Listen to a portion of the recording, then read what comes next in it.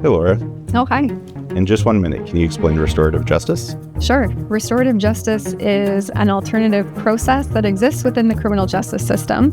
It's where people with a particular stake in an offense come together to discuss the harm and collectively think about how to resolve it moving forward. Different types of models include victim-offender mediation, family group conferencing, and sentencing circles.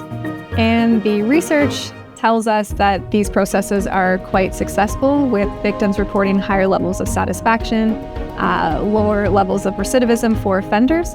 But it's not a perfect process, so the success of the programs really rely on the preparation involved, the skills of the mediator, and these types of processes aren't necessarily suitable for all types of crime. So there's a lot of debate with respect to applying restorative justice in cases of things like intimate partner violence or sexual assault.